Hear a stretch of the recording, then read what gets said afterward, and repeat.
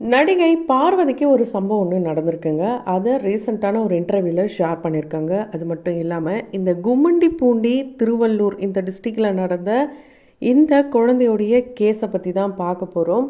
இதில் குறிப்பாக சிஎம் அவர்களை தான் பல பேரும் கேள்விகளை கேட்டுட்டு வராங்க. அதுக்கான காரணம் என்ன, இதுக்கு என்னதான் முடிவு அப்படின்றத தொடர்ந்து வீடியோவில் பார்க்கலாம். நடிகை பார்வதி அவர்கள் பூ படம் மூலயமா தமிழ் சினிமாவில் அறிமுகமாகி பல வெற்றி படங்களை கொடுத்துருந்தாங்க. இதில் அவங்களுடைய மறக்க முடியாத ஒரு ஐகானிக் மூவி அப்படின்னா அது மரியா இந்த படத்தை சொல்லலாம். இந்த படத்தில் அவங்களுடைய ஒவ்வொரு எக்ஸ்ப்ரெஷனும் பேசும் பொருளாக மாறிச்சு. அதை தொடர்ந்து பெரிய பெரிய ஆக்டர் கூட நல்ல நல்ல ரோல்ஸ்லாம் அவங்க பண்ணியிருக்காங்க. இப்போது அவங்களுடைய இன்டர்வியூஸ்லாம் பார்க்கும்போது ஒவ்வொரு கேர்ள்ஸுக்குமே ஒரு பவர் கிடைக்கும். ஏன்னா அவங்க ரொம்பவே ஒரு open mind person, social awareness இருக்கிற பர்சன், எல்லாத்துக்குமே வாய்ஸ் ரைஸ் அவுட் பண்ணுவாங்க, எதுக்குமே அவங்க பயப்படுறதில்ல. அந்த மாதிரி தான் ரீசெண்டாக அவங்களுக்கு ஒரு விஷயம் ஒன்று நடந்திருக்கான். என்னென்னா, கேரளாவில் ஒரு நடிகையை கடத்தி கொண்டு போன வழக்கில், அதுலேயும் குறிப்பாக பாலியல் தொல்லை அவங்களுக்கு கொடுத்து ரொம்பவே சித்திரவதைலாம் பண்ணாங்க. இது போலலாம் அந்த நடிகை கம்ப்ளைண்ட் கொடுத்து அந்த நடிகையே அதில் இருந்து இன்னும் மீண்டு வர முடியாமல் இருக்கிற இந்த சூழலில் இந்த நடிகைக்காக வாய்ஸ் ரைஸ் அவுட் பண்ணி அந்த நடிகருக்காக, அதாவது தவறு செய்த அந்த நடிகருக்காக இவங்க எதிர்த்து பேசியிருப்பாங்க. ஸோ அதனால தான் அவங்களுக்கு பிரச்சனையே ரொம்ப பெருசாக இருக்குது. ஏன் அப்படின்னா, அந்த நடிகை வேறு யாருமே இல்லை, பாவனாவுடைய பிரச்சனை தான் கேரளா மாநிலத்தில் ரொம்பவே பெரிய அளவில் பேசப்பட்டது. ஏன்னா அவங்களும் ஒரு நடிகை, அவங்கள டார்ச்சர் பண்ணவரும் ஒரு நடிகர். அவருக்கு எந்த ஒரு தண்டனையும் கிடைக்காம ரீசண்டாக அவருடைய இந்த கேஸில் தீர்ப்புலாம் பார்த்துட்டு எல்லாருமே கொந்தளிச்சாங்க. இந்த நிலையில் இந்த நடிகை பார்வதி அவர்கள் அவங்களுடைய கருத்துக்களை குறிப்பாக பாவனா அவர்களுக்கு சப்போர்ட் பண்ணி சில விஷயங்களில் அவங்க வாய்ஸ் ரைஸ் அவுட் பண்ணியிருந்தாங்க. ஸோ இந்த வாய்ஸ் ரைஸ் அவுட் பண்ணதில் அவங்களுடைய வாய்ஸை கட் பண்ணுற வகையில் தான் அவங்களுக்கு சில சம்பவங்கள் நடந்திருக்கு. அவங்கள பாலியல் ரீதியாகவும் வீடியோ எடுத்தோம், இல்லைனா ஃபோன் கால் பண்ணி குலை மிரட்டல் விடுறதும், இது போல் நிறைய விஷயங்கள் இவங்களை சுற்றி நடந்ததாக, அதனால் இவங்க ரொம்பவே அஃபெக்ட் ஆகி அதிலேருந்து மீண்டு வர கொஞ்சம் டைம் எடுத்துக்கிச்சு, இப்படிலாம் அவங்க சொல்லியிருந்திருக்காங்க. இப்படி தான் இந்த சொசைட்டி இருக்குது. ஒரு விஷயத்துக்கு நம்ம வாய்ஸ் ரைஸ் அவுட் பண்ணால் அதுக்காக ஒரு ப்ராப்ளம் நமக்கே வருது. அதனால தான் இங்கே பல பேரும் அது என்ன அங்கே தானே நடக்குது, இது என்ன இவங்களுக்கு தான் நடக்குதுன்ட்டு சைலண்ட்டாக போயிடுறாங்க. இதுக்கு ஒரு முற்றுப்புள்ளி வைக்கணும் அப்படின்ற மாதிரி அவங்க சொல்லியிருக்காங்க. உண்மையாலே பார்வதி சொன்னது 100% உண்மை. ஏன் அப்படின்னா, கோவை சிறுமியோடைய வழக்கை தொடர்ந்து இங்கே கோயம்பேடு ஒரு இளம் பெண்ணுடைய வழக்கை தொடர்ந்து இப்போ திரும்பவும் கும்மிடிப்பூண்டி திருவள்ளூர் டிஸ்ட்ரிக்டில் இருக்குது. ஸோ இங்கே ஒரு பெரிய அதிர்ச்சி சம்பவம் ஒன்று நடந்திருக்கு. 3 வயது குழந்தைய பாலியல் தொந்தரவு செய்து முட்புதரில் போட்டுட்டு ஒரு கொடூரன் தப்பிச்சு ஓட பார்த்துருக்கான். ஆனால் அந்த ஊர் மக்கள் சேர்ந்து அவனை பிடிச்சி அடின்னு அடிச்சிருக்காங்க. அவர் கூட இருக்கிறவங்களையும் அடிச்சிருக்காங்க. அதுக்கப்புறம் அவனை கொண்டு போயிட்டு ஸ்டேஷன்லேயும் போட்டிருக்காங்க. ஸோ இதில் என்ன நடந்தது அப்படின்னா, பிபின் மஞ்சி அப்படின்னு 19 வயசு இளைஞன் தான் அந்த 3 வயசு குழந்தைய பிஸ்கெட் ஆசை காட்டி கூப்பிட்டு போயிட்டு, அதுவும் எல்லா ஊர் மக்கள் எல்லோரும் பார்க்குற மாதிரியே ஜாலியாக கைப்பிடிச்சி கூப்பிட்டு போயிட்டு ரூம்குள்ளே வச்சு அந்த குழந்தைய சீரழிச்சிருக்காங்க.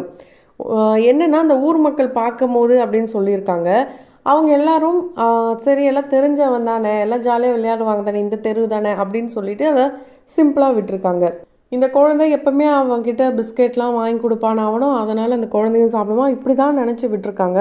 ஆனால் அவன் இந்த மாதிரி ஒரு சம்பவம் பண்ணுவான்னு நினச்சி கூட பார்க்கல. அந்த குழந்தையோட அப்பா அம்மா அந்த குழந்தையோட போஸ்ட்மார்ட்டம் பண்ணுற அந்த ஒரு பிணவறையில் பார்த்திங்கன்னா ஒரு உடஞ்சி போயிட்டு என்ன பேசுகிறதுன்னு தெரியாத அளவுக்கு நொறுங்கி போயிட்டு உட்காந்துருக்காங்க. அதே நேரம் அங்கே வந்திருந்த டிவிக்கு எம்எல்ஏ அவர்களும் எதுவுமே அதுக்கு ஸ்டெப் எடுக்க போகிற எதுவுமே சொல்லாமல் போயிருக்காங்க. இந்த நிலையில் இதை வச்சு பல பேரும் அரசியல் பண்ண ஆரம்பிச்சுட்டாங்க. ஒரு குழந்தையோடைய உயிர் போயிருக்கு, அதை பற்றி பேசாமல் இது என்ன ஆச்சு, இது என்ன இப்படி இருக்குது பாருங்கள், டிவிக்கு வந்ததுனால தான் இப்படி இருக்குது அப்படின்னு சொல்லியிருக்காங்க. இன்னொரு முக்கியமான விஷயம் என்னென்னா, டிவிக்கே வந்ததுனால இப்படி இருக்குன்னு சொல்கிறாங்க. இங்கே எந்த ஆட்சி வந்தாலுமே இப்படி தான் இருக்குன்றத மக்களும் புரிஞ்சுக்கணும். அண்டு இதுக்கான ஒரு ஸ்டெப்பாக தான் சிங்கப்பெண் அப்படின்ற ஒரு திட்டத்தை கொண்டு வந்தார் சிஎம் விஜய் அவர்கள்.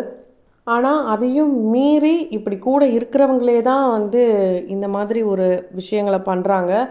ஒவ்வொருத்தருமே அவங்களுடைய குழந்தைங்கள பத்திரமா பார்த்துக்கணும் தான் நம்ம ஒவ்வொரு டைமும் சொல்கிறோம். ஸோ இதெல்லாம் தாண்டி இந்த போதைப் பொருள் தான் இதுக்கு காரணம் அப்படின்லாம் கூட சிஎம் சாரும் சொல்கிறாரு, பொதுமக்களும் அதான் சொல்கிறாங்க. வெளி மாநிலத்திலேருந்து வரவங்க வந்து இப்படி பண்ணுறாங்கன்னு சொல்கிறாங்க. ஆனால் ஒவ்வொரு கேஸ் எடுத்துக்கிட்டிங்கன்னா பக்கத்து வீட்டுக்காரன், சொந்தக்காரன், மாமா, அதுக்கப்புறம் சித்தப்பா, தாத்தா, இப்படி கூட இருக்கிற நெருங்கின சொந்தங்கள் தான் அந்த குழந்தைங்கள சீரழிக்கிறாங்க. இதுக்கு காரணம் என்னென்னா போதைப் பொருளாக இருக்கலாம். இதை ஒழிக்கணும்னு நினைக்கிறதெல்லாம் சரிதான். ஆனால் இந்த மாதிரி ஒரு எண்ணம் வருதுல்ல, அதையே முதல்ல தடுக்கணும்னா அதுக்கு என்ன பண்ணணுன்ட்டு இந்த கவர்மெண்ட் ரொம்ப ஸ்ட்ராங்கான ரூல்ஸ் போடணும். ரூல்ஸ் மட்டுமே போட்டுட்டு இருந்தால் வேலைக்காகாது, அதை ஆக்ஷனும் பண்ணணும். இந்த கோவை சிறுமியோடைய வழக்கிலேயே அவங்கள அரெஸ்ட் பண்ணாமல் அவனை அப்படியே நடு ரோட்டில் ஓட விட்டு சுட்டிருந்தாங்கன்னா இப்போ இந்த திருவள்ளூர் டிஸ்ட்ரிக்டில் இருந்த கும்மிடிப்பூண்டி குழந்தையோட நிலைமை இப்படி ஆயிருக்காது. ஏன்னா தெரிஞ்சவன் சொந்தக்காரன் அப்படின்னு சொல்லி யாரையுமே இப்போ நம்ப முடியல, நம்ம பார்த்துட்டு வரோம். அப்படி இருக்கும்போது குழந்தையோடைய பேரண்ட்ஸ் எங்கே போனாங்கன்ற கேள்வி அந்த இடத்துல இருக்குது. இன்றைக்கி பிறவரைக்கு முன்னாடி வந்து அவங்க நிற்கிறாங்கன்ற பட்சத்தில் அவங்க முன்னாடி எங்கே போனாங்க?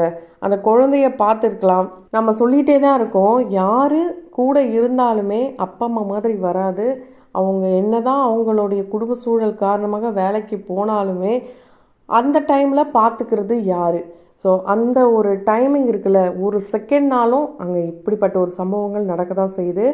இது நம்ம வந்து எங்கேயோ நடக்குதுன்ட்டு இதை அப்படியே கடந்து போகாமல் நம்ம கூட இருக்கிற ஒரு குழந்தை, இல்லை நம்ம வீட்டில் ஒரு குழந்தை, நம்மளை சுற்றி இருக்கிற குழந்தைங்க, இப்படி அந்த மாதிரி ஒரு பார்வையில் பார்த்துருந்தாங்கன்னா கண்டிப்பாக இது போல் ஒரு சம்பவம் நடந்திருக்காது. அண்டு கடுமையான தண்டனை கொடுக்கப்படும் அப்படின்னு மட்டும்தான் வாய் வார்த்தையால் சொல்கிறாங்க. பொதுமக்களுக்கு அதை நம்பிக்கை ஊட்டுற வகையில் எதுவுமே இன்னும் பண்ணலைன்றது மிகப்பெரிய வருத்தமாக தான் சிஎம் விஜய் அவர்கள் மீது பார்க்கப்படுது. ஏன்னா அவர் வந்து நிறைய விஷயங்களை மாற்றுறாரு அப்படின்னு சொல்கிறாரு. அவருடைய இந்த நடை, உடை, பாவம், டெல்லி பேசுகிறதா இருக்கட்டும், இங்கேருந்து பேசுகிறதா இருக்கட்டும், இந்த நிலையில் இதை வச்சு மற்ற கட்சிகள் அரசியல் பண்ணுற விதங்களாக இருக்கட்டும், இதெல்லாம் பார்க்கும்போது நம்ம நாடு எதை நோக்கி போகுது? ஒரு உயிரை வச்சு அரசியல் பண்ணணுமான்ற மாதிரி தான் இருக்குது. இதுக்கெல்லாம் பதிலடி கொடுக்கணுன்னா போதைப் பொருளை தடுக்கணும் அப்படிலாம் சொல்கிறீங்க. இதுக்கும் மேலே அந்த எண்ணமே வராத அளவுக்கு தடுக்கணும். அதுக்கு இதை தொட்டாலே உனக்கு வந்து இப்படிப்பட்ட ஒரு தண்டனை தான் அப்படின்றத மைண்டுக்கு வர வைக்கிற வகையில், ஒரு பயத்தை கொடுக்குற வகையில் தான் ஒரு பெரிய தண்டனையை கண்டிப்பாக மக்கள் எல்லாரும் பார்க்குற மாதிரி ஒருத்தருக்கு கொடுத்தாதான் இதுக்கப்புறம் இந்த மாதிரி ஒரு சம்பவம் நடக்காது. ஸோ கண்டிப்பாக இதுக்கு ஒரு ஆக்ஷன் எடுக்கணும். ஒரு மிகப்பெரிய எல்லாருக்குமே, அதாவது தவறு செய்யணும்னு நினைக்கிறவங்களே பயத்தை கொடுக்குற வகையில் அவங்கள தூக்கில் போடுறதோ மக்கள் முன்னாடி, எல்லாம் பழங்காலத்துலாம் அப்படி தானே இருந்தது. பெண்களை பார்த்தாலே குத்தம் அப்படின்ற மாதிரி நிறைய விஷயங்கள் இருந்தது. அதில் ஒரு 10% இப்போ எடுத்துகிட்டு வந்து கொடுத்தா கூட யாருக்குமே இந்த மாதிரி ஒரு எண்ணம் வராது, பயத்தால் வராது. அவங்க நல்லவங்களாயிடுவாங்க அப்படிலாம் நம்ம சொல்லலை. நம்ம இப்படி பண்ணால் கண்டிப்பாக நமக்கு இப்படி ஆகிடும் அப்படின்ற ஒரு பயத்தில் யாரும் பண்ணாமலையாச்சும் இருப்பாங்க. ஸோ கண்டிப்பாக தூக்கு தண்டனையோ இல்லை ஓட விட்டு சுடுறது, இல்லை அவங்கள நிர்வாணப்படுத்தி மக்களையே அவங்கள கொல்றது, இது போல் விஷயங்கள்லாம் பண்ண வச்சிங்கன்னா கண்டிப்பாக இதுக்கப்புறம் இந்த மாதிரி ஒருத்தருக்கும் நினைப்பு கூட வர முடியாத அளவுக்கு இப்போ இவருக்கு கொடுக்க போகிற தண்டனை இருக்கணும். ஸோ விசாரணை அடுத்து பார்த்துக்கலாம், நாங்கள் போலீஸ் ஹேண்டில் பண்ணிக்கிறோம், சிபிஐ விசாரணைக்கு போகிறோம், டிஜிபி வராங்க, இப்படியெல்லாம் விசாரணையிலேயே போகிறதுல எந்த ஒரு யூஸும் இல்லை. குற்றவாளி கிடச்சிட்டான், இதுதான் பண்ணான்னு ஒத்துக்கிட்டான், இதுதான் நடந்ததுன்னு எல்லாருக்கும் தெரியுது. அப்போது அடுத்து என்ன? தீர்ப்பு தான். ஸோ அந்த தீர்ப்பும் தண்டனையும் மிகப்பெரிய கடுமையான அளவில் இருந்தால் தான் இப்படிப்பட்ட ஒரு சம்பவம் நடக்காது. இது சிஎம் அவர்களுக்கு நம்ம வைக்கிற ஒரு வேண்டுகோளாக கூட இருக்கலாம். கண்டிப்பாக எல்லாருமே இதை பற்றி பேச தான் இதுக்கான ஒரு ஆக்ஷன் எடுக்கப்படும். தயவுசெய்து உயிர்களை வச்சு யாரும் அரசியல் பண்ணாதீங்க. இதை எத்தனை பேர் வந்து சொன்னாலும் திருந்த மாட்டாங்க. கண்டிப்பாக மக்களாகி நீங்கள் இதை பற்றி என்ன நினைக்கிறீங்கன்றத சொல்லுங்கள். தொடர்ந்து வீடியோஸ் பார்க்கலாம். அதுக்கு முன்னாடி சேனலை சப்ஸ்கிரைப் பண்ணிவிட்டு பக்கத்தில் இருக்க பெல் ஐக்கானையும் மறக்காமல் ப்ரெஸ் பண்ணிவிடுங்க.